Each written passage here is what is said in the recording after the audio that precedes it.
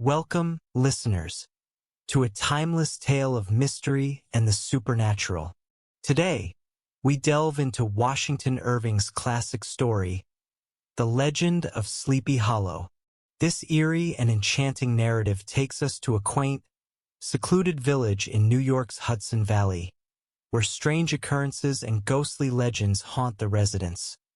Join us as we follow the story of Ichabod Crane, a superstitious schoolteacher who encounters the terrifying Headless Horseman, a ghostly rider said to haunt the area. Will Ichabod uncover the truth behind the legend, or will he become yet another victim of Sleepy Hollow's eerie specter? Sit back, relax, and let yourself be transported to the mysterious world of Sleepy Hollow. Enjoy the full audiobook experience, and don't forget to like, comment, and subscribe for more classic tales brought to life, found among the papers of the late Diedrich Knickerbocker. Chapter 1. In the bosom of one of those spacious coves which indent the eastern shore of the Hudson, at that broad expansion of the river denominated by the ancient Dutch navigators the Tappan Zee, and where they always prudently shortened sail and implored the protection of St. Nicholas when they crossed, there lies a small market town or rural port, which by some is called Greensburg, but which is more generally and properly known by the name of Tarry Town.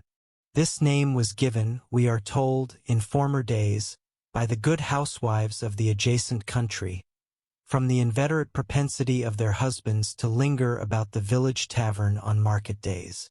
Be that as it may, I do not vouch for the fact, but merely advert to it, for the sake of being precise and authentic. Not far from this village, perhaps about 2 miles, there is a little valley or rather lap of land among high hills, which is one of the quietest places in the whole world. A small brook glides through it, with just murmur enough to lull one to repose, and the occasional whistle of a quail or tapping of a woodpecker is almost the only sound that ever breaks in upon the uniform tranquility that I recollect that, when a stripling, my first exploit in squirrel shooting was in a grove of tall walnut trees that shades one side of the valley.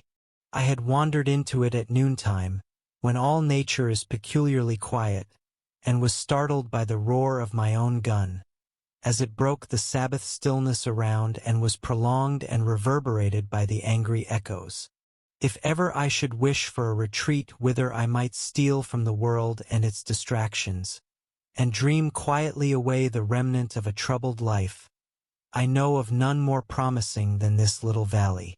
From the listless repose of the place, and the peculiar character of its inhabitants, who are descendants from the original Dutch settlers, this sequestered glen has long been known by the name of Sleepy Hollow, and its rustic lads are called the Sleepy Hollow Boys throughout all the neighboring country.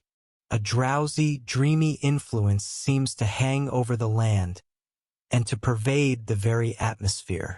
Some say that the place was bewitched by a high German doctor during the early days of the settlement. Others, that an old Indian chief, the prophet or wizard of his tribe, held his powwows there before the country was discovered by Master Hendrik Hudson. Certain it is, the place still continues under the sway of some witching power that holds a spell over the minds of the good people, causing them to walk in a continual reverie. They are given to all kinds of marvelous beliefs, are subject to trances and visions, and frequently see strange sights, and hear music and voices in the air. The whole neighborhood abounds with local tales, haunted spots, and twilight superstitions. Stars shoot and meteors glare oftener across the valley than in any other part of the country, and the nightmare, with her whole ninefold, seems to make it the favorite scene of her gambols.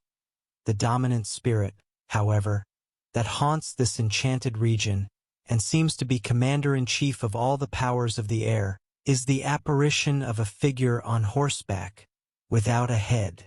It is said by some to be the ghost of a Hessian trooper, whose head had been carried away by a cannonball in some nameless battle during the Revolutionary War, and who is ever and anon seen by the country folk hurrying along in the gloom of night, as if on the wings of the wind. His haunts are not confined to the valley, but extend at times to the adjacent roads, and especially to the vicinity of a church at no great distance. Indeed, certain of the most authentic historians of those parts, who have been careful in collecting and collating the floating facts concerning this spectre, allege that the body of the trooper having been buried in the churchyard, the ghost rides forth to the scene of battle in nightly quest of his head, and that the rushing speed with which he sometimes passes along the hollow, like a midnight blast, is owing to his being belated, and in a hurry to get back to the churchyard before daybreak. Such is the general purport of this legendary superstition, which has furnished materials for many a wild story in that region of shadows. And the spectre is known at all the country firesides by the name of the Headless Horseman of Sleepy Hollow. It is remarkable that the visionary propensity I have mentioned is not confined to the native inhabitants of the valley, but is unconsciously imbibed by everyone who resides there for a time. However wide awake they may have been before they entered that sleepy region, they are sure, in a little time, to inhale the witching influence of the air, and begin to grow imaginative, to dream dreams, and see apparitions. I mention this peaceful spot with all possible laud, for it is in such little retired Dutch valleys, found here and there embosomed in the great state of New York, that population, manners, and customs remain fixed, while the great torrent of migration and improvement, which is making such incessant changes in other parts of this restless country, sweeps by them unobserved. They are like those little nooks of still water, which border a rapid stream, where we may see the straw and bubble riding quietly at anchor, or slowly revolving in their mimic harbor, undisturbed by the rush of the passing current. Though many years have elapsed since I trod the drowsy shades of Sleepy Hollow, yet I question whether I should not still find the same trees and the same families vegetating in its sheltered bosom, and this byplace of nature their abode, in a remote period of American history, that is to say, some 30 years since, a worthy wight of the name of Ichabod Crane, who sojourned, or, as he expressed it, tarried, in Sleepy Hollow, for the purpose of instructing the children of the vicinity. He was a native of Connecticut, a state which supplies the Union with pioneers for the mind as well as for the forest, and sends forth yearly its legions of frontier woodmen and country schoolmasters. The cognomen of Crane was not inapplicable to his person. He was tall but exceedingly lank, with narrow shoulders, long arms and legs, hands that dangled a mile out of his sleeves, feet that might have served for shovels, and his whole frame most loosely hung together. His head was small and flat at top, with huge ears, large green glassy eyes, and a long snipe nose, so that it looked like a weathercock perched upon his spindle neck to tell which way the wind blew. To see him striding along the profile of a hill on a windy day, with his clothes bagging and fluttering about him, one might have mistaken him for the genius of famine descending upon the earth, or some scarecrow eloped from a cornfield. His schoolhouse was a low building of one large room, rudely constructed of logs, the windows partly glazed, and partly patched with leaves of old copybooks. It was most ingeniously secured at vacant hours, by a withe twisted in the handle of the door, and stakes set against the window shutters, so that though a thief might get in with perfect ease, he would find some embarrassment in getting out. An idea most probably borrowed by the architect Joost van Houten from the mystery of an eel pot. The schoolhouse stood in a rather lonely but pleasant situation, just at the foot of a woody hill, with a brook running close by, and a formidable birch tree growing at one end of it. From hence the low murmur of his pupils' voices, conning over their lessons, might be heard in a drowsy summer's day, like the hum of a beehive, interrupted now and then by the authoritative voice of the master, in the tone of menace or command, or, peradventure, by the appalling sound of the birch, as he urged some tardy loiterer along the flowery path of knowledge. Truth to say, he was a conscientious man, and ever bore in mind the golden maxim, "Spare the rod and spoil the child." Ichabod Crane's scholars certainly were not spoiled that I would not have it imagined, however, that he was one of those cruel potentates of the school who joy in the smart of their subjects. On the contrary, he administered justice with discrimination rather than severity, taking the burden off the backs of the weak and laying it on those of the strong. Your mere puny stripling, that winced at the least flourish of the rod, was passed by with indulgence. But the claims of justice were satisfied by inflicting a double portion on some little tough wrong-headed, broad-skirted Dutch urchin, who sulked and swelled and grew dogged and sullen beneath the birch. All this he called doing his duty by their parents. And he never inflicted a chastisement without following it by the assurance, so consolatory to the smarting urchin, that he would remember it and thank him for it the longest day he had to live. When school hours were over, he was even the companion and playmate of the larger boys, and on holiday afternoons would convoy some of the smaller ones home, who happened to have pretty sisters or good housewives for mothers, noted for the comforts of the cupboard. Indeed, it behooved him to keep on good terms with his pupils. The revenue arising from his school was small, and would have been scarcely sufficient to furnish him with daily bread, for he was a huge feeder, and, though lank, had the dilating powers of an anaconda. But to help out his maintenance, he was, according to country custom in those parts, boarded and lodged at the houses of the farmers whose children he instructed. With these he lived successively a week at a time, thus going the rounds of the neighborhood, with all his worldly effects tied up in a cotton handkerchief. That all this might not be too onerous on the purses of his rustic patrons, who are apt to consider the costs of schooling a grievous burden, and schoolmasters as mere drones, he had various ways of rendering himself both useful and agreeable. He assisted the farmers occasionally in the lighter labors of their farms, helped to make hay, mended the fences, took the horses to water, drove the cows from pasture, and cut wood for the winter fire. He laid aside, too, all the dominant dignity and absolute sway with which he lorded it in his little empire, the school, and became wonderfully gentle and ingratiating.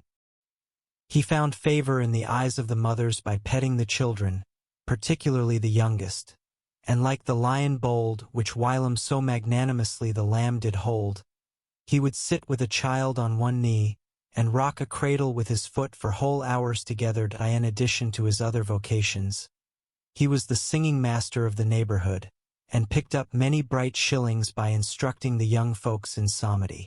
It was a matter of no little vanity to him on Sundays to take his station in front of the church gallery, with a band of chosen singers, where, in his own mind, he completely carried away the palm from the parson. Certain it is, his voice resounded far above all the rest of the congregation, and there are peculiar quavers still to be heard in that church, and which may even be heard half a mile off, quite to the opposite side of the mill-pond on a still Sunday morning, which are said to be legitimately descended from the nose of Ichabod Crane. Thus, by divers little makeshifts, in that ingenious way which is commonly denominated by hook and by crook, the worthy pedagogue got on tolerably enough and was thought, by all who understood nothing of the labor of headwork, to have a wonderfully easy life of it. The schoolmaster is generally a man of some importance in the female circle of a rural neighborhood, being considered a kind of idle, gentlemanlike personage, of vastly superior taste and accomplishments to the rough country swains, and, indeed, inferior in learning only to the parson. His appearance, therefore, is apt to occasion some little stir at the tea-table of a farmhouse, and the addition of a supernumerary dish of cakes or sweetmeats, or, peradventure, the parade of a silver teapot. Our man of letters, therefore, was peculiarly happy in the smiles of all the country damsels. How he would figure among them in the churchyard, between services on Sundays, gathering grapes for them from the wild vines that overran the surrounding trees, reciting for their amusement all the epitaphs on the tombstones, or sauntering, with a whole bevy of them, along the banks of the adjacent mill-pond, while the more bashful country bumpkins hung sheepishly back, envying his superior elegance and address. From his half-itinerant life, also, he was a kind of traveling gazette, carrying the whole budget of local gossip from house to house, so that his appearance was always greeted with satisfaction. He was, moreover, esteemed by the women as a man of great erudition, for he had read several books quite through, and was a perfect master of Cotton Mather's History of New England Witchcraft, in which, by the way, he most firmly and potently believed that he was, in fact, an odd mixture of small shrewdness and simple credulity. His appetite for the marvelous, and his powers of digesting it, were equally extraordinary, and both had been increased by his residence in this spellbound region. No tale was too gross or monstrous for his capacious swallow. It was often his delight, after his school was dismissed in the afternoon, to stretch himself on the rich bed of clover bordering the little brook that whimpered by his schoolhouse, and there con over old Mather's direful tales, until the gathering dusk of evening made the printed page a mere mist before his eyes. Then, as he wended his way by swamp and stream and awful woodland, to the farmhouse where he happened to be quartered, every sound of nature, at that witching hour, fluttered his excited imagination. The moan of the whip-poor-will from the hillside, the boding cry of the tree-toad, that harbinger of storm, the dreary hooting of the screech owl, or the sudden rustling in the thicket of birds frightened from their roost. The fireflies, too, which sparkled most vividly in the darkest places, now and then startled him, as one of uncommon brightness would stream across his path. And if, by chance, a huge blockhead of a beetle came winging his blundering flight against him, the poor varlet was ready to give up the ghost, with the idea that he was struck with a witch's token. His only resource on such occasions, either to drown thought or drive away evil spirits, was to sing psalm tunes, and the good people of Sleepy Hollow, as they sat by their doors of an evening, were often filled with awe at hearing his nasal melody, in linked sweetness long drawn out, floating from the distant hill or along the dusky road. Another of his sources of fearful pleasure was to pass long winter evenings with the old Dutch wives, as they sat spinning by the fire with a row of apples, roasting and spluttering along the hearth, and listened to their marvelous tales of ghosts and goblins, and haunted fields, and haunted brooks, and haunted bridges, and haunted houses, and particularly of the Headless Horseman, or Galloping Hessian of the Hollow, as they sometimes called him.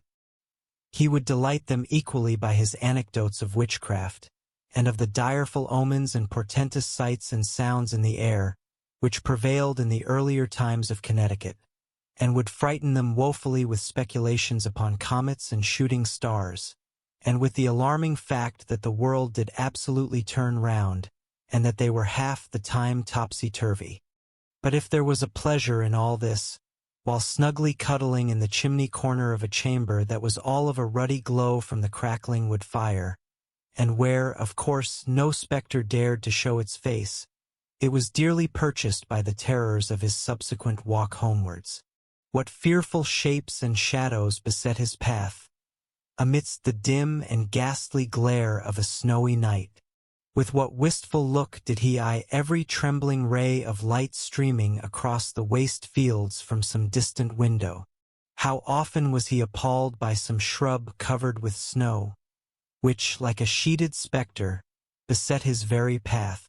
How often did he shrink with curdling awe at the sound of his own steps on the frosty crust beneath his feet, and dread to look over his shoulder, lest he should behold some uncouth being tramping close behind him, and how often was he thrown into complete dismay by some rushing blast, howling among the trees, in the idea that it was the Galloping Hessian on one of his nightly scourings.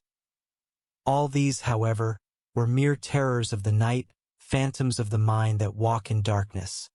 And though he had seen many spectres in his time, and been more than once beset by Satan in divers shapes, in his lonely perambulations, yet daylight put an end to all these evils, and he would have passed a pleasant life of it, In despite of the devil and all his works, if his path had not been crossed by a being that causes more perplexity to mortal man than ghosts, goblins, and the whole race of witches put together, and that was a woman among the musical disciples who assembled, one evening in each week, to receive his instructions in psalmody, was Katrina van Tassel, the daughter and only child of a substantial Dutch farmer.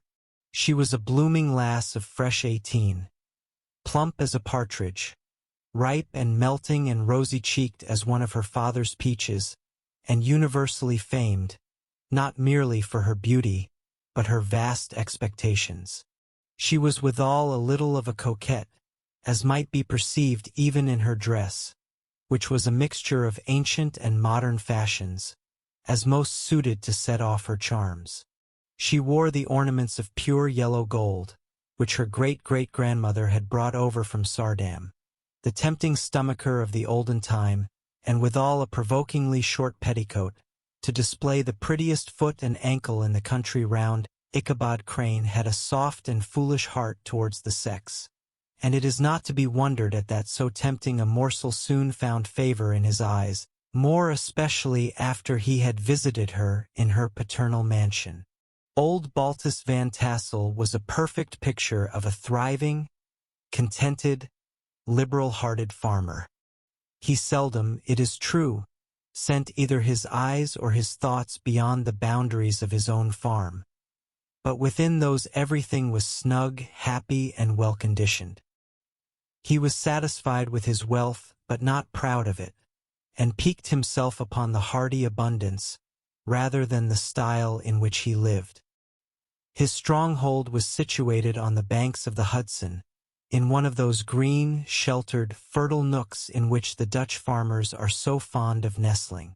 A great elm tree spread its broad branches over it, at the foot of which bubbled up a spring of the softest and sweetest water, in a little well formed of a barrel, and then stole sparkling away through the grass to a neighboring brook that babbled along among alders and dwarf willows. Hard by the farmhouse was a vast barn that might have served for a church, every window and crevice of which seemed bursting forth with the treasures of the farm. The flail was busily resounding within it from morning to night. Swallows and martins skimmed twittering about the eaves, and rows of pigeons, some with one eye turned up as if watching the weather, some with their heads under their wings or buried in their bosoms, and others swelling, and cooing, and bowing about their dames, were enjoying the sunshine on the roof. Sleek, unwieldy porkers were grunting in the repose and abundance of their pens, from whence sallied forth, now and then, troops of sucking pigs, as if to snuff the air. A stately squadron of snowy geese were riding in an adjoining pond, convoying whole fleets of ducks. Regiments of turkeys were gobbling through the farmyard, and guinea fowls fretting about it, like ill-tempered housewives, with their peevish, discontented cry.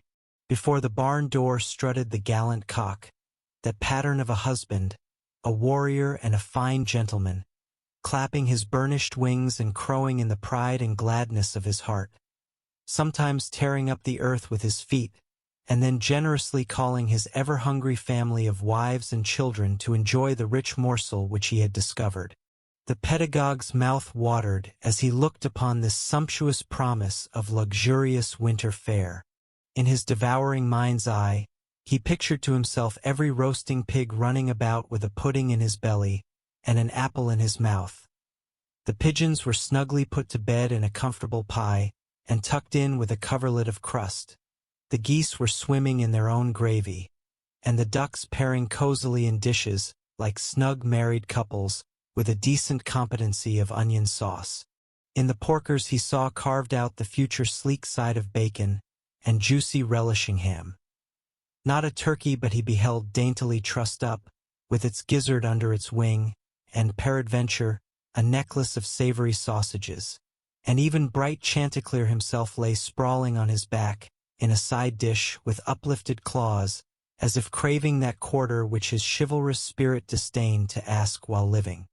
As the enraptured Ichabod fancied all this, and as he rolled his great green eyes over the fat meadowlands, the rich fields of wheat, of rye, of buckwheat, and Indian corn, and the orchards burdened with ruddy fruit, which surrounded the warm tenement of Van Tassel. His heart yearned after the damsel who was to inherit these domains, and his imagination expanded with the idea how they might be readily turned into cash, and the money invested in immense tracts of wild land and shingle palaces. In the wilderness. Nay, his busy fancy already realized his hopes, and presented to him the blooming Katrina, with a whole family of children, mounted on the top of a wagon loaded with household trumpery, with pots and kettles dangling beneath. And he beheld himself bestriding a pacing mare, with a colt at her heels, setting out for Kentucky, Tennessee, or the Lord knows where. When he entered the house, the conquest of his heart was complete. It was one of those spacious farmhouses with high-ridged but lowly sloping roofs, built in the style handed down from the first Dutch settlers, the low projecting eaves forming a piazza along the front, capable of being closed up in bad weather. Under this were hung flails, harness, various utensils of husbandry, and nets for fishing in the neighboring river.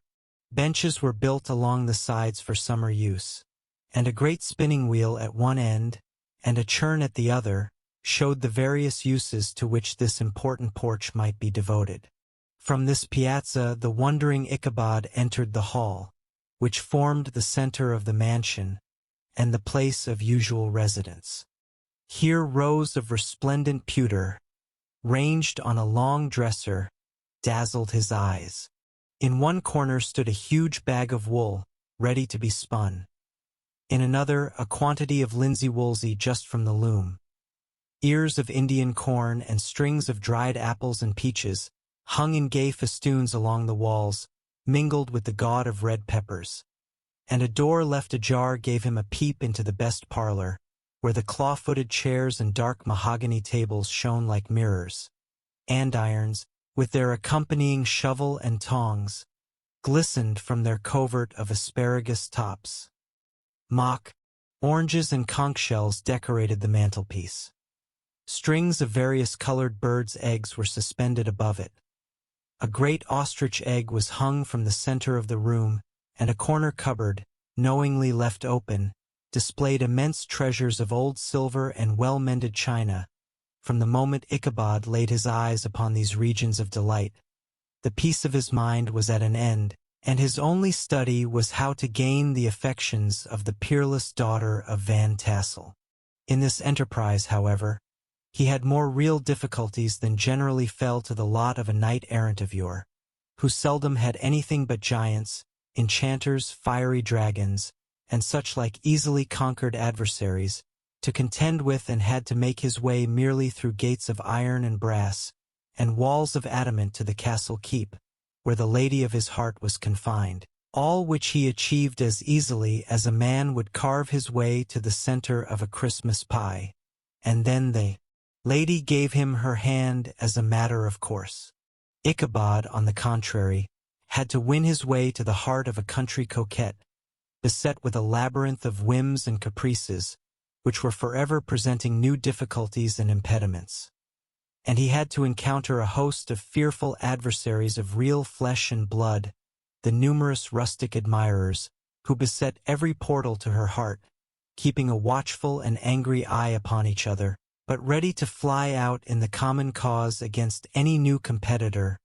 Among these, the most formidable was a burly, roaring, roistering blade of the name of Abraham, or, according to the Dutch abbreviation, Brom van Brunt, the hero of the country round, which rang with his feats of strength and hardihood. He was broad-shouldered and double-jointed, with short curly black hair, and a bluff but not unpleasant countenance, having a mingled air of fun and arrogance. From his Herculean frame and great powers of limb, he had received the nickname of Brom Bones, by which he was universally known. He was famed for great knowledge and skill in horsemanship, being as dexterous on horseback as a Tartar. He was foremost at all races and cock-fights, and, with the ascendancy which bodily strength always acquires in rustic life, was the umpire in all disputes, setting his hat on one side, and giving his decisions with an air and tone that admitted of no gainsay or appeal. He was always ready for either a fight or a frolic, but had more mischief than ill will in his composition, and with all his overbearing roughness, there was a strong dash of waggish good humor at bottom. He had 3 or 4 boon companions, who regarded him as their model, and at the head of whom he scoured the country, attending every scene of feud or merriment for miles round. In cold weather he was distinguished by a fur cap, surmounted with a flaunting fox's tail, and when the folks at a country gathering descried this well-known crest at a distance, whisking about among a squad of hard riders, they always stood by for a squall. Sometimes his crew would be heard dashing along past the farmhouses at midnight, with whoop and halloo, like a troop of Don Cossacks. And the old dames, startled out of their sleep, would listen for a moment till the hurry-scurry had clattered by, and then exclaim, "Aye, there goes Brom Bones and his gang." The neighbors looked upon him with a mixture of awe, admiration, and goodwill, and, when any madcap prank or rustic brawl occurred in the vicinity, always shook their heads and warranted Brom Bones was at the bottom of it. This rantipole hero had for some time singled out the blooming Katrina for the object of his uncouth gallantries, and though his amorous toyings were something like the gentle caresses and endearments of a bear, yet it was whispered that she did not altogether discourage his hopes. Certain it is, his advances were signals for rival candidates to retire, who felt no inclination to cross a lion in his amours, insomuch that when his horse was seen tied to Van Tassel's paling on a Sunday night, a sure sign that his master was courting, or, as it is termed, sparking, within, all other suitors passed by in despair and carried the war into other quarters. Such was the formidable rival with whom Ichabod Crane had to contend, and, considering all things, a stouter man than he would have shrunk from the competition, and a wiser man would have despaired. He had, however, a happy mixture of pliability and perseverance in his nature. He was in form and spirit like a supplejack, yielding but tough. Though he bent, he never broke, and though he bowed beneath the slightest pressure, yet, the moment it was away, jerk! He was as erect, and carried his head as high as ever to have taken the field openly against his rival would have been madness, for he was not a man to be thwarted in his amours, any more than that stormy lover, Achilles. Ichabod, therefore, made his advances in a quiet and gently insinuating manner. Under cover of his character of singing master, he made frequent visits at the farmhouse. Not that he had anything to apprehend from the meddlesome interference of parents, which is so often a stumbling block in the path of lovers. Balt Van Tassel was an easy, indulgent soul. He loved his daughter better even than his pipe, and, like a reasonable man and an excellent father, let her have her way in everything. His notable little wife, too, had enough to do to attend to her housekeeping and manage her poultry. For, as she sagely observed, ducks and geese are foolish things and must be looked after, but girls can take care of themselves. Thus, while the busy dame bustled about the house, or plied her spinning wheel at one end of the piazza, honest Balt would sit smoking his evening pipe at the other, watching the achievements of a little wooden warrior, who, armed with a sword in each hand, was most valiantly fighting the wind on the pinnacle of the barn. In the meantime, Ichabod would carry on his suit with the daughter by the side of the spring under the great elm, or sauntering along in the twilight, that hour so favorable to the lover's eloquence that I profess not to know how women's hearts are wooed and won. To me they have always been matters of riddle and admiration. Some seem to have but one vulnerable point or door of access, while others have 1,000 avenues, and may be captured in 1,000 different ways. It is a great triumph of skill to gain the former, but a still greater proof of generalship to maintain possession of the latter. for man must battle for his fortress at every door and window. He who wins 1,000 common hearts is therefore entitled to some renown. But he who keeps undisputed sway over the heart of a coquette is indeed a hero. Certain it is, this was not the case with the redoubtable Brom Bones, and from the moment Ichabod Crane made his advances, the interests of the former evidently declined. His horse was no longer seen tied to the palings on Sunday nights, and a deadly feud gradually arose between him and the preceptor of Sleepy Hollow, Brom, who had a degree of rough chivalry in his nature, would fain have carried matters to open warfare and have settled their pretensions to the lady, according to the mode of those most concise and simple reasoners, the knights-errant of yore, by single combat. But Ichabod was too conscious of the superior might of his adversary to enter the lists against him. He had overheard a boast of Bones that he would double the schoolmaster up and lay him on a shelf of his own schoolhouse, and he was too wary to give him an opportunity. There was something extremely provoking in this obstinately pacific system. It left Brom no alternative but to draw upon the funds of rustic waggery in his disposition, and to play off boorish practical jokes upon his rival. Ichabod became the object of whimsical persecution to Bones and his gang of rough riders. They harried his hitherto peaceful domains, smoked out his singing school by stopping up the chimney, broke into the schoolhouse at night, in spite of its formidable fastenings of withe and window stakes, and turned everything topsy-turvy, so that the poor schoolmaster began to think all the witches in the country held their meetings there. But what was still more annoying, Brom took all opportunities of turning him into ridicule in presence of his mistress, and had a scoundrel dog whom he taught to whine in the most ludicrous manner, and introduced as a rival of Ichabod's, to instruct her in psalmody, and this way matters went on for some time, without producing any material effect on the relative situations of the contending powers. On a fine autumnal afternoon, Ichabod, in pensive mood, sat enthroned on the lofty stool from whence he usually watched all the concerns of his little literary realm. In his hand he swayed a ferule, that scepter of despotic power. The birch of justice reposed on 3 nails behind the throne, a constant terror to evil-doers, while on the desk before him might be seen sundry contraband articles and prohibited weapons, detected upon the persons of idle urchins, such as half-munched apples, pop-guns, whirligigs, fly-cages, and whole legions of rampant little paper gamecocks.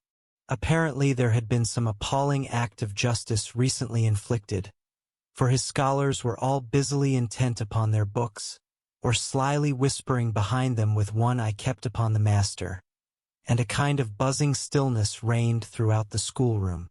It was suddenly interrupted by the appearance of a Negro in tow-cloth jacket and trousers, a round-crowned fragment of a hat, like the cap of Mercury, and mounted on the back of a ragged, wild, half-broken colt, which he managed with a rope by way of halter. He came clattering up to the school door with an invitation to Ichabod to attend a merrymaking or quilting frolic, to be held that evening at Mynheer van Tassels, and having delivered his message with that air of importance and effort at fine language which a Negro is apt to display on petty embassies of the kind, he dashed over the brook and was seen scampering away up the hollow, full of the importance and hurry of his mission. All was now bustle and hubbub in the late quiet schoolroom. The scholars were hurried through their lessons without stopping at trifles. Those who were nimble skipped over half with impunity, and those who were tardy had a smart application now and then in the rear to quicken their speed or help them over a tall word. Books were flung aside without being put away on the shelves, inkstands were overturned, benches thrown down, and the whole school was turned loose an hour before the usual time, bursting forth like a legion of young imps, yelping and racketing about the green in joy at their early emancipation. The gallant Ichabod now spent at least an extra half-hour at his toilet, brushing and furbishing up his best, and indeed only suit of rusty black, and arranging his locks by a bit of broken looking-glass, that hung up in the schoolhouse, that he might make his appearance before his mistress in the true style of a cavalier, He borrowed a horse from the farmer with whom he was domiciliated, a choleric old Dutchman of the name of Hans van Ripper, and, thus gallantly mounted, issued forth like a knight-errant in quest of adventures. But it is meet I should, in the true spirit of romantic story, give some account of the looks and equipments of my hero and his steed.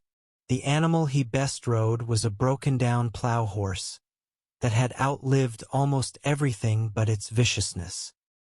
He was gaunt and shagged, with a ewe-neck and a head like a hammer. His rusty mane and tail were tangled and knotted with burrs. One eye had lost its pupil and was glaring and spectral, but the other had the gleam of a genuine devil in it. Still he must have had fire and metal in his day, if we may judge from the name he bore of Gunpowder. He had, in fact, been a favorite steed of his master's, the choleric Van Ripper, who was a furious rider, and had infused, very probably, some of his own spirit into the animal. For, old and broken down as he looked, there was more of the lurking devil in him than in any young filly in the country. Ichabod was a suitable figure for such a steed. He rode with short stirrups, which brought his knees nearly up to the pommel of the saddle. His sharp elbows stuck out like grasshoppers. He carried his whip perpendicularly in his hand, like a scepter, and as his horse jogged on, the motion of his arms was not unlike the flapping of a pair of wings. A small wool hat rested on the top of his nose, for so his scanty strip of forehead might be called, and the skirts of his black coat fluttered out almost to the horse's tail. Such was the appearance of Ichabod and his steed as they shambled out of the gate of Hans van Ripper, and it was altogether such an apparition as is seldom to be met with in broad daylight. It was, as I have said, a fine autumnal day. The sky was clear and serene, and nature wore that rich and golden livery which we always associate with the idea of abundance. The forests had put on their sober brown and yellow, while some trees of the tenderer kind had been nipped by the frosts into brilliant dyes of orange, purple, and scarlet. Streaming files of wild ducks began to make their appearance high in the air. The bark of the squirrel might be heard from the groves of beech and hickory nuts, and the pensive whistle of the quail at intervals from the neighboring stubble field. The small birds were taking their farewell banquets. In the fullness of their revelry, they fluttered, chirping and frolicking from bush to bush, and tree to tree, capricious from the very profusion and variety around them. There was the honest cock-robin, the favorite game of stripling sportsmen, with its loud querulous note, and the twittering blackbirds flying in sable clouds, and the golden-winged woodpecker with his crimson crest, his broad black gorget, and splendid plumage, and the cedar bird with its red-tipped wings and yellow-tipped tail and its little Montero cap of feathers, and the blue jay, that noisy coxcomb, in his gay light blue coat and white underclothes, screaming and chattering, nodding and bobbing and bowing, and pretending to be on good terms with every songster of the grove as Ichabod jogged slowly on his way. His eye, ever open to every symptom of culinary abundance, ranged with delight over the treasures of jolly autumn. On all sides he beheld vast store of apples, some hanging in oppressive opulence on the trees, some gathered into baskets and barrels for the market, others heaped up in rich piles for the cider press.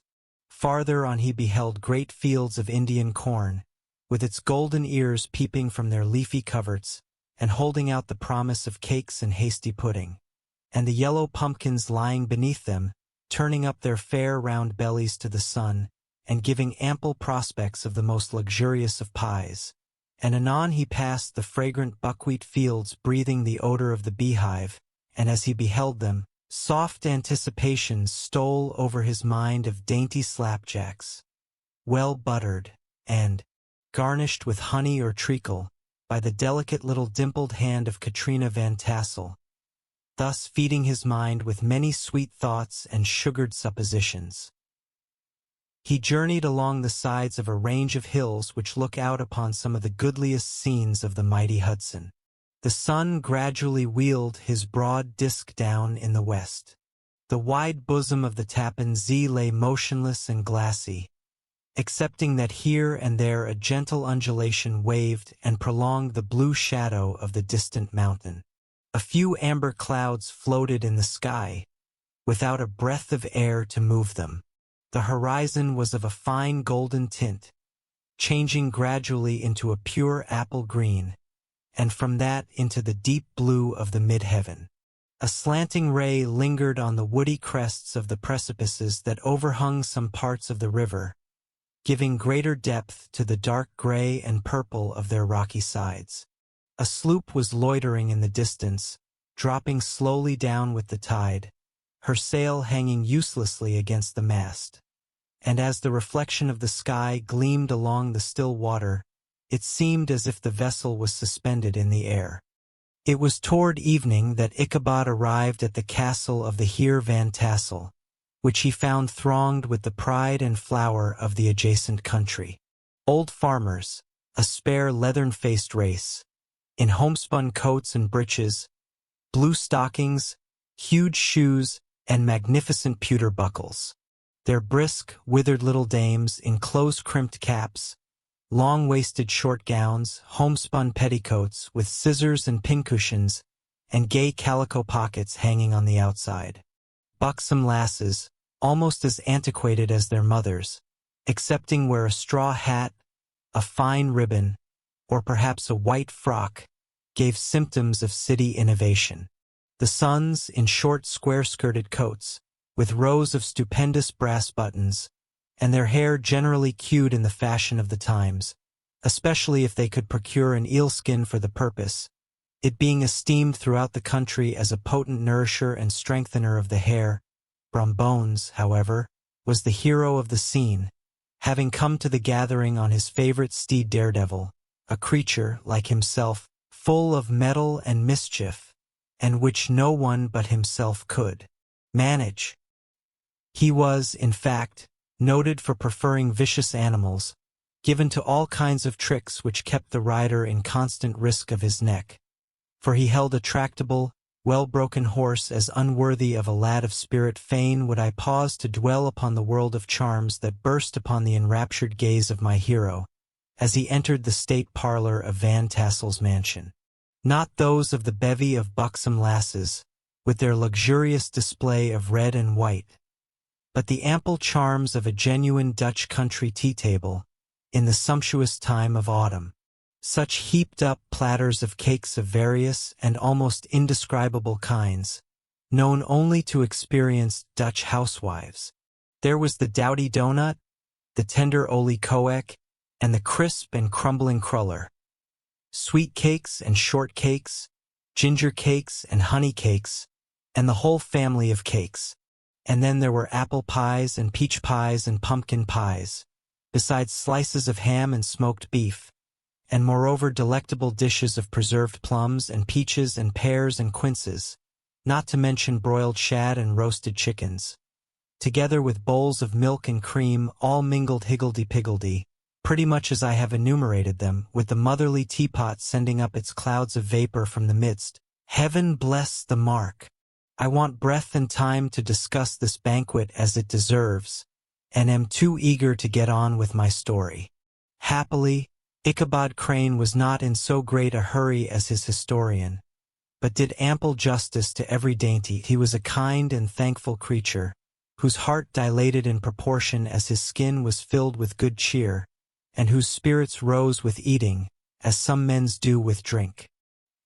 He could not help, too, rolling his large eyes round him as he ate, and chuckling with the possibility that he might one day be lord of all this scene of almost unimaginable luxury and splendor. Then, he thought, how soon he'd turn his back upon the old schoolhouse, snap his fingers in the face of Hans van Ripper and every other niggardly patron, and kick any itinerant pedagogue out of doors that should dare to call him comrade. Old Baltus Van Tassel moved about among his guests with a face dilated with content and good humor, round and jolly as the harvest moon. His hospitable attentions were brief, but expressive, being confined to a shake of the hand, a slap on the shoulder, a loud laugh, and a pressing invitation to fall to and help themselves. And now the sound of the music from the common room, or hall, summoned to the dance. The musician was an old gray-headed Negro, who had been the itinerant orchestra of the neighborhood for more than half a century. His instrument was as old and battered as himself. The greater part of the time he scraped on 2 or 3 strings, accompanying every movement of the bow with a motion of the head. Bowing almost to the ground, and stamping with his foot whenever a fresh couple were to start, Ichabod prided himself upon his dancing as much as upon his vocal powers. Not a limb, not a fiber about him was idle, and to have seen his loosely hung frame in full motion and clattering about the room, you would have thought St. Vitus himself, that blessed patron of the dance, was figuring before you in person. He was the admiration of all the Negroes, who, having gathered of all ages and sizes, from the farm and the neighborhood, stood forming a pyramid of shining black faces at every door and window, gazing with delight at the scene, rolling their white eyeballs, and showing grinning rows of ivory from ear to ear. How could the flogger of urchins be otherwise than animated and joyous? The lady of his heart was his partner in the dance, and smiling graciously in reply to all his amorous oglings, while Brom Bones, sorely smitten with love and jealousy, sat brooding by himself in one corner. When the dance was at an end, Ichabod was attracted to a knot of the Sager folks, who, with old Van Tassel, sat smoking at one end of the piazza, gossiping over former times and drawing out long stories about the war. This neighborhood, at the time of which I am speaking, was one of those highly favored places which abound with chronicle and great men. The British and American line had run near it during the war. It had, therefore, been the scene of marauding and infested with refugees, cowboys, and all kinds of border chivalry. Just sufficient time had elapsed to enable each storyteller to dress up his tale with a little becoming fiction, and, in the indistinctness of his recollection, to make himself the hero of every exploit. There was the story of Dofue Martling, a large blue-bearded Dutchman, who had nearly taken a British frigate with an old iron 9-pounder from a mud breastwork, only that his gun burst at the 6th discharge. And there was an old gentleman who shall be nameless, being too rich a Mynheer to be lightly mentioned, who, in the Battle of White Plains, being an excellent master of defense, parried a musket-ball with a small sword, insomuch that he absolutely felt it was round the blade, and glance off at the hilt, in proof of which he was ready at any time to show the sword, with the hilt a little bent. There were several more that had been equally great in the field, not one of whom but was persuaded that he had a considerable hand in bringing the war to a happy termination. But all these were nothing to the tales of ghosts and apparitions that succeeded. The neighborhood is rich in legendary treasures of the kind. Local tales and superstitions thrive best in these sheltered, long-settled retreats, but are trampled underfoot by the shifting throng that forms the population of most of our country places. Besides, there is no encouragement for ghosts in most of our villages, for they have scarcely had time to finish their first nap and turn themselves in their graves, before their surviving friends have traveled away from the neighborhood, so that when they turn out at night to walk their rounds, they have no acquaintance left to call upon. This is perhaps the reason why we so seldom hear of ghosts except in our long-established Dutch communities. The immediate cause, however, of the prevalence of supernatural stories in these parts was doubtless owing to the vicinity of Sleepy Hollow. There was a contagion in the very air that blew from that haunted region. It breathed forth an atmosphere of dreams and fancies infecting all the land.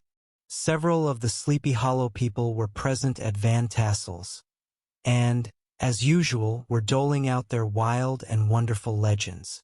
Many dismal tales were told about funeral trains, and mourning cries and wailings heard and seen about the great tree where the unfortunate Major Andre was taken, and which stood in the neighborhood.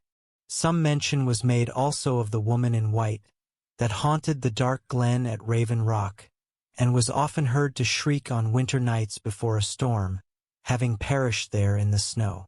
The chief part of the stories, however, turned upon the favorite specter of Sleepy Hollow, the Headless Horseman, who had been heard several times of late, patrolling the country, and, it was said, tethered his horse nightly among the graves in the churchyard.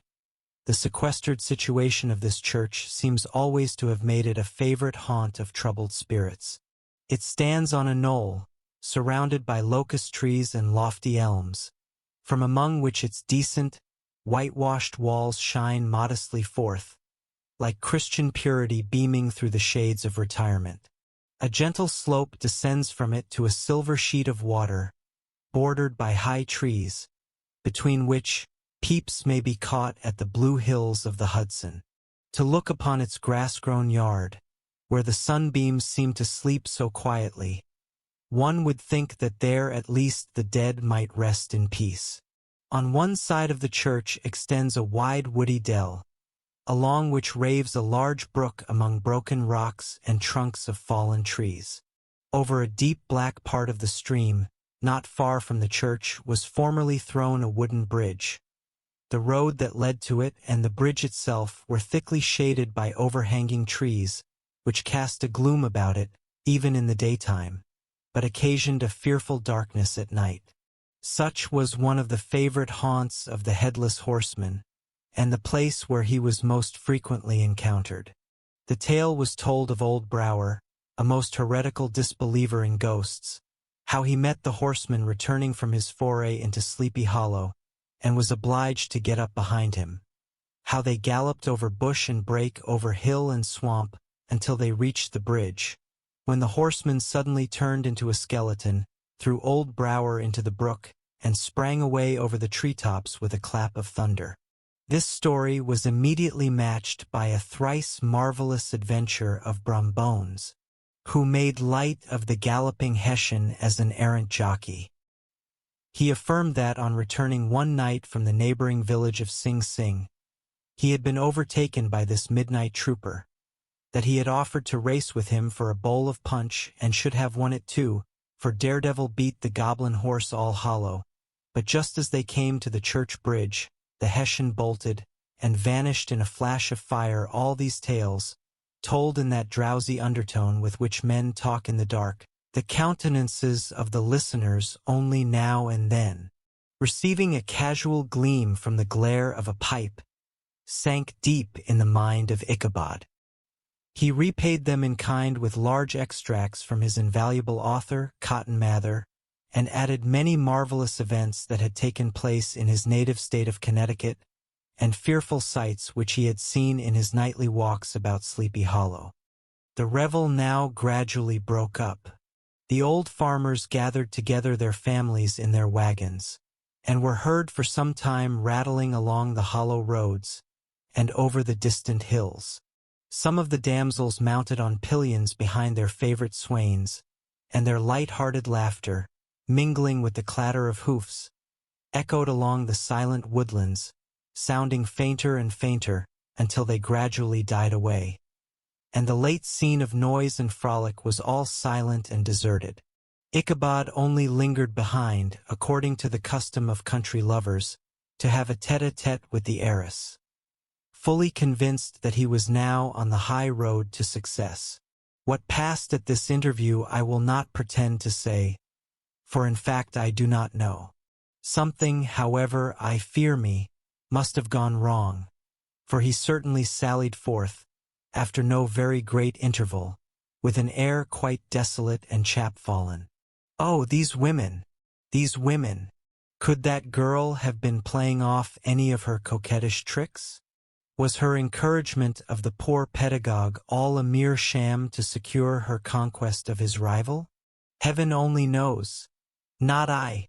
Let it suffice to say, Ichabod stole forth with the air of one who had been sacking a hen roost, rather than a fair lady's heart.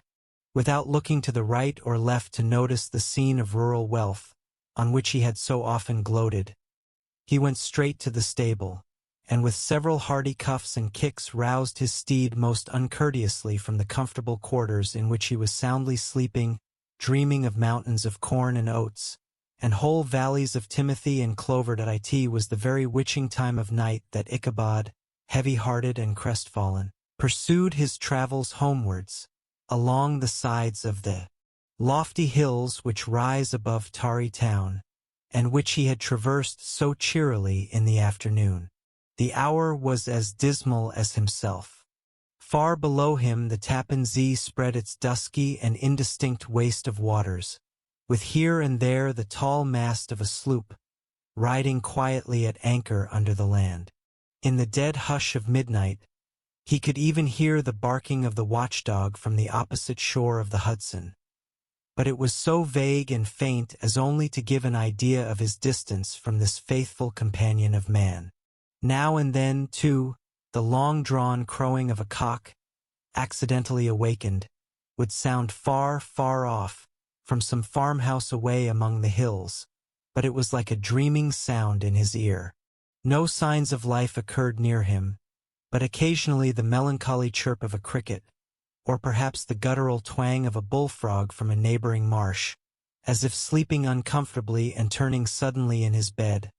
All the stories of ghosts and goblins that he had heard in the afternoon now came crowding upon his recollection. The night grew darker and darker. The stars seemed to sink deeper in the sky, and driving clouds occasionally hid them from his sight. He had never felt so lonely and dismal. He was, moreover, approaching the very place where many of the scenes of the ghost stories had been laid. In the center of the road stood an enormous tulip tree, which towered like a giant above all the other trees of the neighborhood, and formed a kind of landmark. Its limbs were gnarled and fantastic, large enough to form trunks for ordinary trees, twisting down almost to the earth, and rising again into the air. It was connected with the tragical story of the unfortunate André, who had been taken prisoner hard by, and was universally known by the name of Major André's tree. The common people regarded it with a mixture of respect and superstition, partly out of sympathy for the fate of its ill-starred namesake, and partly from the tales of strange sights and doleful lamentations told concerning it. As Ichabod approached this fearful tree, he began to whistle.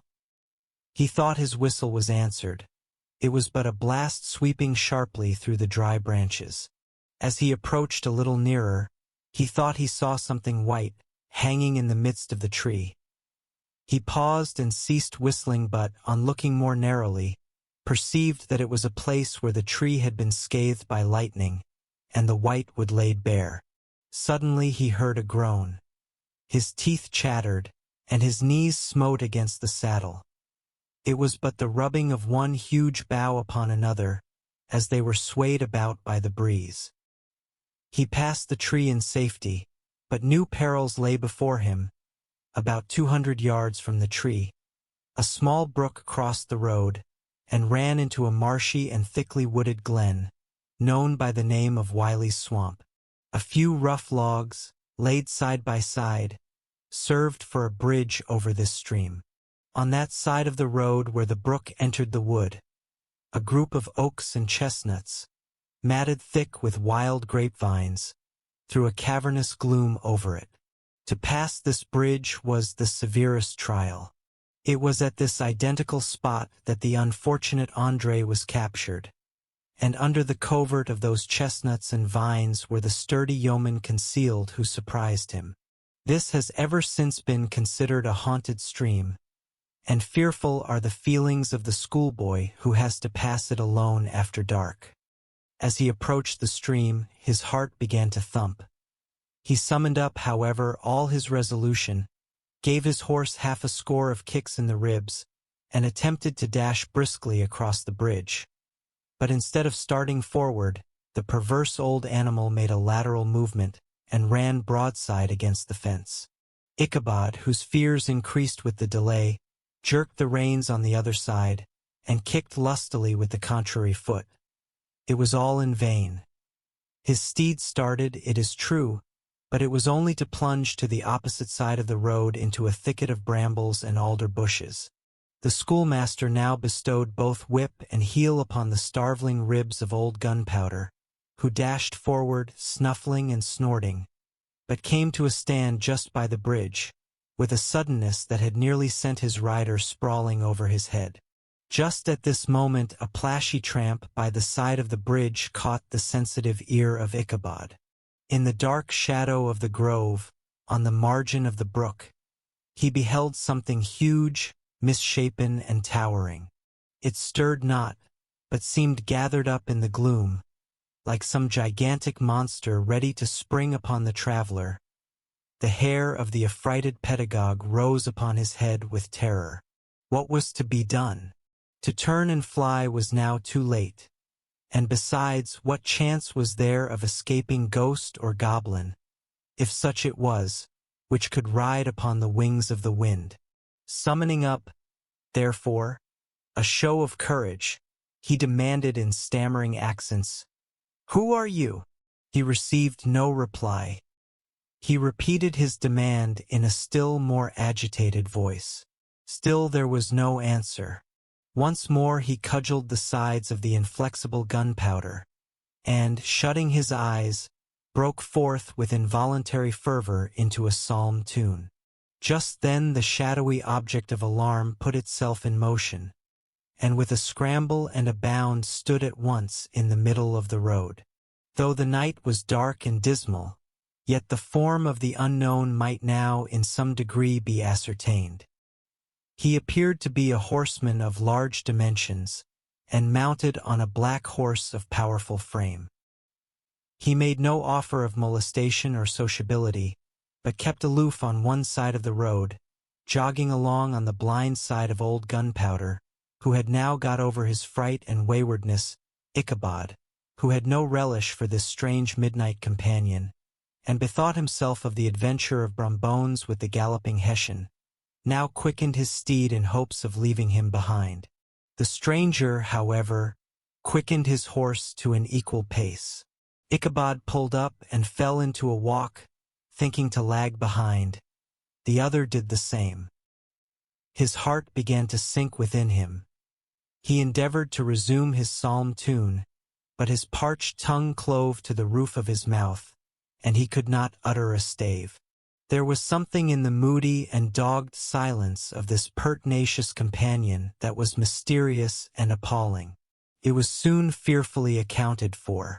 On mounting a rising ground, which brought the figure of his fellow traveler in relief against the sky, gigantic in height, and muffled in a cloak, Ichabod was horror-struck on perceiving that he was headless. But his horror was still more increased on observing that the head, which should have rested on his shoulders, was carried before him on the pommel of his saddle. His terror rose to desperation. He rained a shower of kicks and blows upon Gunpowder, hoping by a sudden movement to give his companion the slip, but the spectre started full jump with him. Away, then, they dashed through thick and thin, stones flying and sparks flashing at every bound. Ichabod's flimsy garments fluttered in the air as he stretched his long, lank body away over his horse's head, in the eagerness of his flight. They had now reached the road which turns off to Sleepy Hollow. But Gunpowder, who seemed possessed with a demon, instead of keeping up it, made an opposite turn and plunged headlong downhill to the left. This road leads through a sandy hollow shaded by trees for about a quarter of a mile, where it crosses the bridge famous in Goblin story, and just beyond swells the green knoll on which stands the whitewashed church. As yet the panic of the steed had given his unskillful rider an apparent advantage in the chase, but just as he had got halfway through the hollow, the girths of the saddle gave way, and he felt it slipping from under him. He seized it by the pommel and endeavored to hold it firm, but in vain, and had just time to save himself by clasping old Gunpowder round the neck, when the saddle fell to the earth, and he heard it trampled underfoot by his pursuer. For a moment the terror of Hans Van Ripper's wrath passed across his mind, for it was his Sunday saddle, but this was no time for petty fears. The goblin was hard on his haunches, and unskillful rider that he was, he had much ado to maintain his seat.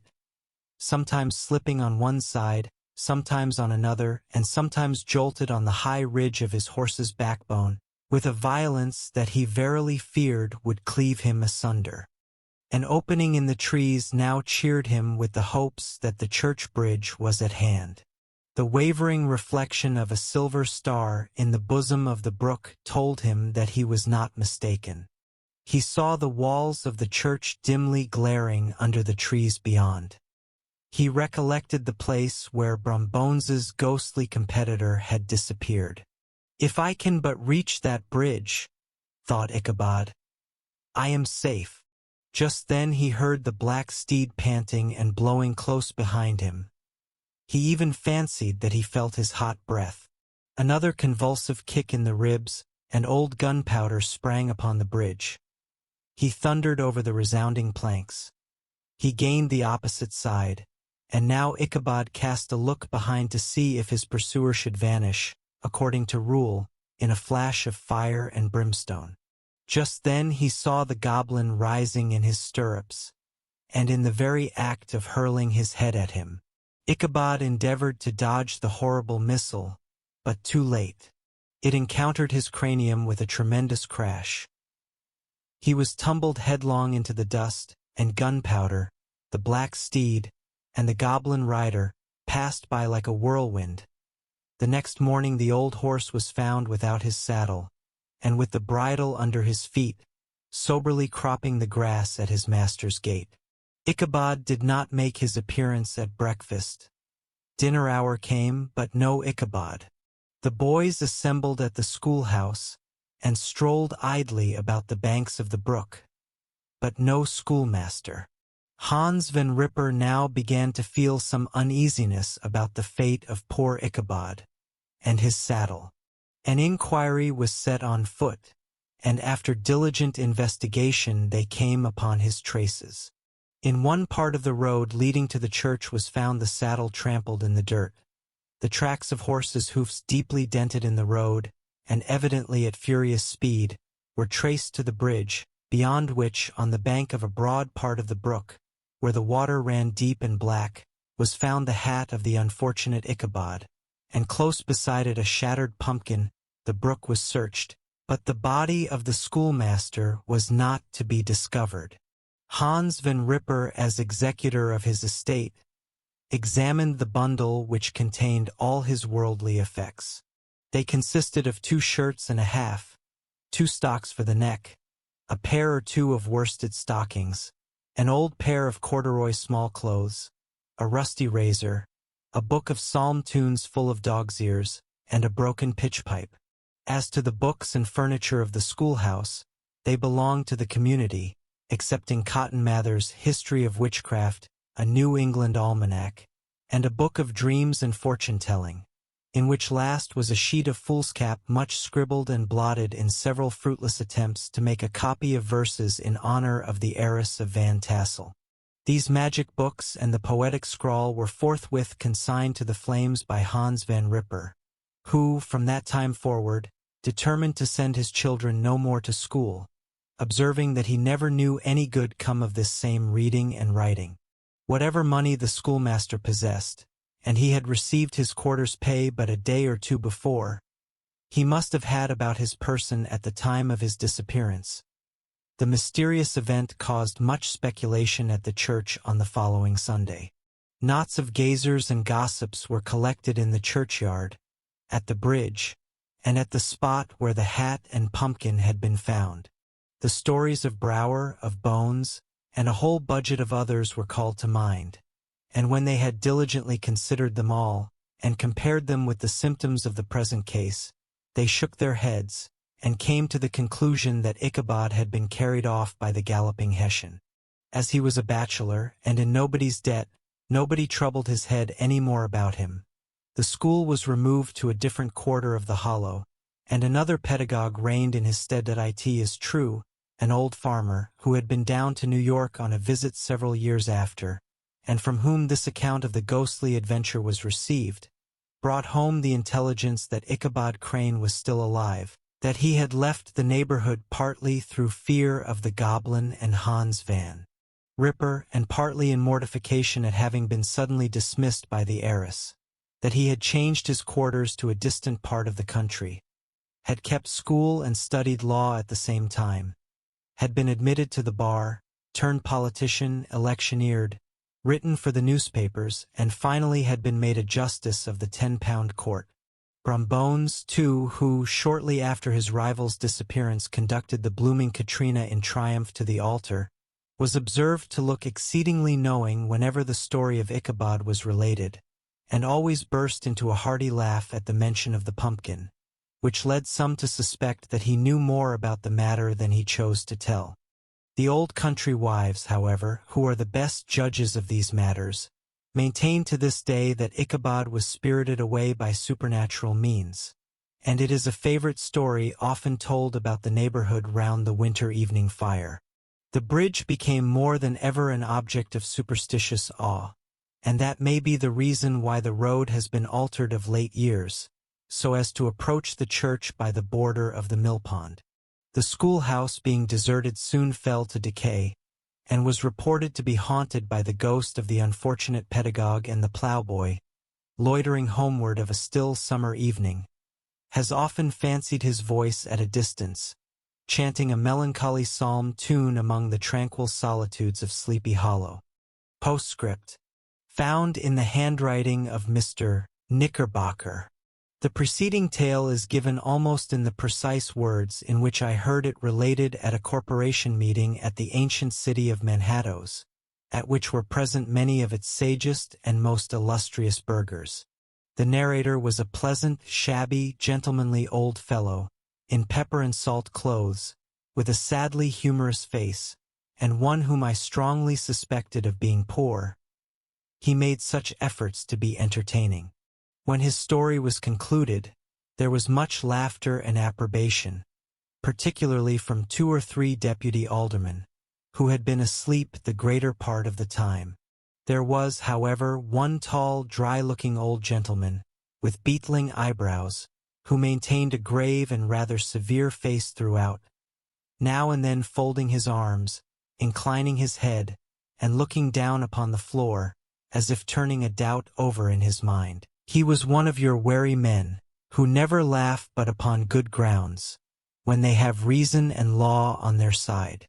When the mirth of the rest of the company had subsided and silence was restored, he leaned one arm on the elbow of his chair, and sticking the other akimbo, demanded, with a slight but exceedingly sage motion of the head and contraction of the brow, what was the moral of the story, and what it went to prove. The storyteller, who was just putting a glass of wine to his lips, as a refreshment after his toils, paused for a moment, looked at his inquirer with an air of infinite deference, and, lowering the glass slowly to the table, observed that the story was intended most logically to prove that there is no situation in life but has its advantages and pleasures, provided we will but take a joke as we find it. That, therefore, he that runs races with goblin troopers is likely to have rough riding of it. Ergo, for a country schoolmaster to be refused the hand of a Dutch heiress is a certain step to high preferment in the state. The cautious old gentleman knit his brows tenfold closer after this explanation, being sorely puzzled by the ratiocination of the syllogism, while, methought, the one in pepper and salt eyed him with something of a triumphant leer. At length he observed that all this was very well, but still he thought the story a little on the extravagant. There were 1 or 2 points on which he had his doubts. "Faith, sir," replied the storyteller, "as to that matter I don't believe one half of it myself.